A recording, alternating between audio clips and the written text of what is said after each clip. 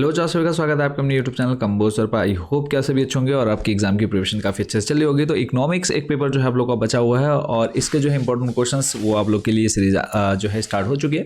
तो इस वीडियो में कवर कर रहे हैं आपके वैकल्पिक प्रश्न महत्वपूर्ण एमसीक्यूज। इसके बाद जो है आपके वेरी शॉर्ट फिर लॉन्ग क्वेश्चन जो है आप लोग को जल्द ही देखने को मिल जाएंगे। तो अभी तक जिन बच्चों ने चैनल को सब्सक्राइब नहीं किया सब्सक्राइब कर लीजिएगा। इसका जो आप लोग की क्लास 12 की क्लासेस रेगुलरली स्टार्ट होने वाली है, तो चैनल के साथ जरूर जुड़ रहिएगा। सिलेक्टेड क्वेश्चन हम आपको यहाँ पर बताएंगे और इन्हीं क्वेश्चंस को जो है आप लोग को बहुत अच्छे से तैयार करके जाना है। कोई डाउट कोई क्वेश्चन रहता है आपके मन में तो कमेंट सेक्शन में आप लोगों ने जरूर पूछ लेना है। तो देर अगर तो करेंगे सीधा क्वेश्चन स्टार्ट। और एक जो है आप लोग को हम सैम्पल पेपर प्रोवाइड करा देंगे जिसमें आप लोग के प्रीवियस ईयर के मोस्ट रिपीटेड क्वेश्चन आपको देखने को मिल जाएंगे। उसका जो लिंक है आपको डिस्क्रिप्शन बॉक्स में ऊपर आई बटन पर देखने को मिल जाएगा। तो आप लोग उस एक सैम्पल पेपर को भी जरूर देख लीजिएगा। तो पहला क्वेश्चन आपके सामने है, दंड आरेख क्या है या बार डायग्राम इज। तो सीधा आंसर की अगर हम बात करें तो बच्चों आंसर हो जाएगा इसका बच्चों एक विमीय आरेख, वन डायमेंशनल डायग्राम।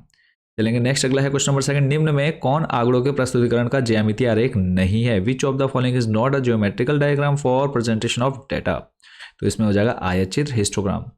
नेक्स्ट अगला क्वेश्चन नंबर थर्ड, यदि 20 परिवारों के औसत 2 बच्चे हैं तो कुल बच्चे कितने होंगे। If 20 families have an average of 2 children, total number of children. तो आंसर हो जाएगा 40। इसके पीछे का जो रीजन है टोटल इज इक्वल टू हो जाएगा एवरेज इंटू नंबर।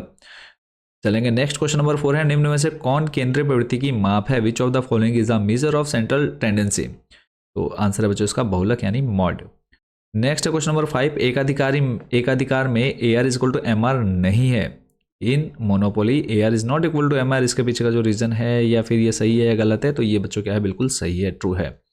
नेक्स्ट है, प्राथमिक आंकड़ों के संकलन की विधि है। Method of collecting primary data is. तो इसमें देखो प्रश्नावली भी है, अनुसूची भी है, साक्षात्कार भी है, तो यानी ऑल ऑफ द एबव हो जाएगा। नेक्स्ट क्वेश्चन नंबर 7 है, इंटरनेट से संकलित आंकड़े क्या कहलाते हैं। Data collected from internet is called. तो ये हो जाएगा द्वितीयक आंकड़े, सेकेंडरी डेटा। नेक्स्ट है, जब मानव का समान महत्व नहीं होता तो क्या निकालते हैं। जब मानव का समान महत्व नहीं होता तो क्या निकालते हैं। When values do not have equal importance we calculate. तब हम करते हैं भारित मान यानी वेटेड मीन करेंगे। नेक्स्ट है, एकाधिकारात्मक प्रतियोगिता में इन मोनोपोलिस्टिक कंपटीशन। तो इसमें बच्चों जो होता है ऑप्शन नंबर जो डी है, इसमें क्या होता है, मैनी सेलर्स होते हैं, डिफरेंशिएटेड प्रोडक्ट्स होते हैं, प्राइस कंपटीशन होता है, यानी ऑल ऑफ दिस इसका आंसर हो जाएगा ऑल ऑफ अबव। नेक्स्ट है, सांख्यिकी के 3 चरण हैं, 3 स्टेजेस ऑफ स्टैटिक्स आर। तो इसमें है बच्चों option number A, collection, presentation and analysis. Next question number 11, वर्णनात्मक सांख्यिकी का उद्देश्य क्या होता है। Objective of descriptive statics. तो इसमें है डेटा का सारांश देना, समराइजिंग डेटा। नेक्स्ट है आपका प्रत्यक्ष व्यक्तिगत जांच का मुख्य दोष क्या होता है। Main drawback of direct personal investigation. तो ये है टाइम कंज्यूमिंग होता है, लेस एक्यूरेसी होता है, कॉस्टली होता है, यानी ऑल ऑफ अबव हो जाएगा इसका करेक्ट आंसर। नेक्स्ट है, अप्रत्यक्ष मौखिक जांच उपयुक्त है। Interact oral investigation is suitable for. तो ये होता है निरक्षर व्यक्तियों के लिए, इलिटरेट पर्सन्स के लिए। क्वेश्चन नंबर 14 है, संदानुपातिक नमूना विधि का लाभ होता है। Advantage of stratified sampling. तो ये होता है सभी समूह प्रतिनिधित्व, all groups represented. Option number A सही होगा। नेक्स्ट है क्वेश्चन नंबर 15, वर्ग सीमा 10 से 20 का मध्य बिंदु क्या होगा। तो 10 से 20 का जो मध्य बिंदु होगा वो जाएगा बच्चों 15। सिंपल क्या करना है, दोनों को ऐड करना है, 20 + 10 30 हो जाएगा, 30 का हाफ करेंगे 15 हो जाएगा। नेक्स्ट है, समस्थांक यानी फ्रीक्वेंसी क्या दर्शाता है। What does frequency represent. तो ये होता है वर्ग में मानों की संख्या, नंबर ऑफ वैल्यूज। हिस्टोग्राम में जो आधार होता है, बेस इन हिस्टोग्राम। तो ये होता है क्या होता है, बराबर होता है, इक्वल होता है। क्वेश्चन नंबर 18 है, समय श्रृंखला ग्राफ का उपयोग, use of time series graph. तो इसमें हो जाएगा समय के साथ परिवर्तन के लिए, for changes over time. Next है, ओजीव क्या है, व्हाट इज ओजीव। तो यह है संचयी आवृत्ति वक्र, कम्युटेटिव फ्रीक्वेंसी कर्व। नेक्स्ट आपको डेटा दे रखा है, इसकी माध्यिका निकालनी। तो 4.5 जो है बच्चों इसका आंसर हो जाएगा। सिंपली सबको जोड़ देना है और डिवाइड कर देना है। चलेंगे नेक्स्ट, अनुक्रमानुपाती बहुलक का सही सूत्र क्या है। What is the correct formula of mode in grouped data.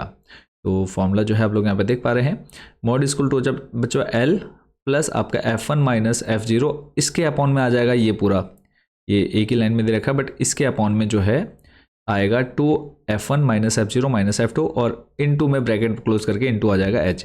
फिर एक किस स्थिति में माध्यिका ग्रेटर देन होती है औसत, when median greater than mean. तो ये होगा बच्चों दाएं तिर्यक वितरण, राइट स्क्यूब्ड के। फिर है question number 23, GM geometric mean का उपयोग क्या होता है। Use of geometric mean. तो ये होता है दरों के औसत के लिए, फॉर रेटेड। फिर है रेंज इक्वल टू होता है किसके इक्वल होता है, अधिकतम माइनस न्यूनतम, max max minus minimum. Question number 25 है लोकप्रिय प्रकीर्णता माप, मोस्ट पॉपुलर मेजर्स ऑफ डिवर्सेंस, इसका होता है मानक विचलन स्टैंडर्ड डेविएशन, करेक्ट आंसर होगा। फिर है मानक विचलन यानी सिग्मा का सही सूत्र क्या है, what is the correct formula of standard deviation. अब देख सकते हैं सिग्मा इज इक्वल टू होता है रूट में समेशन x माइनस एक्स बार का होल स्क्वायर अपॉन में n। CV coefficient of variation जो होता है बच्चों होता है SD इंटू 100 अपॉन में x बार। 28 है परफेक्ट पॉजिटिव कोरिलेशन जो होता है, परफेक्ट पॉजिटिव कोरिलेशन ये होता है +1 होता है, याद रखना है। अगला है कार्ल पियर्सन का जो तरीका है वो क्या है, सामान्य कोरिलेशन है, simple correlation. Next R equal to 0 का अर्थ क्या है, meaning of R equal to 0, तो इसमें है कोई संबंध नहीं है, नो कोरिलेशन। 31 है सूक्ष्म अर्थशास्त्र अध्ययन करता है माइक्रो इकोनॉमिक्स स्टडीज, तो ये हो जाएगा व्यक्तिगत इकाइयां, इंडिविजुअल यूनिट्स। फिर अर्थशास्त्र के पिता फादर ऑफ इकोनॉमिक्स तो कौन है, इनका आंसर एडम स्मिथ।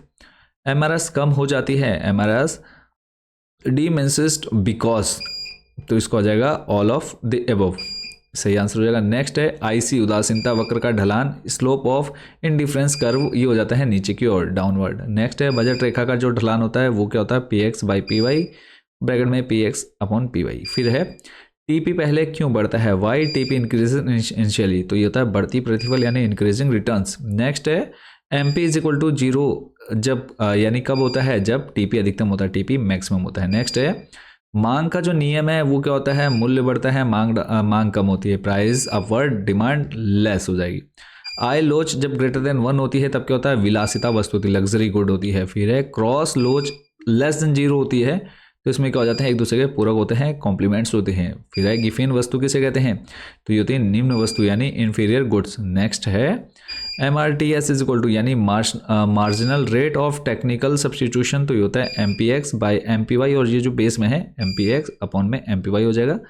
फिर है TV इज इक्वल टू 0 कब होगी, जब Q is equal to 0, Q is not equal to 0। फिर है LAC न्यूनतम कब होगी, तो जब LAC is equal to LMC होगा, क्लियर है। नेक्स्ट है स्थिर लागत, फिक्स्ड कॉस्ट क्या होती है, TFC इज इक्वल TFC हो जाएगा यहाँ पे करेक्ट आंसर।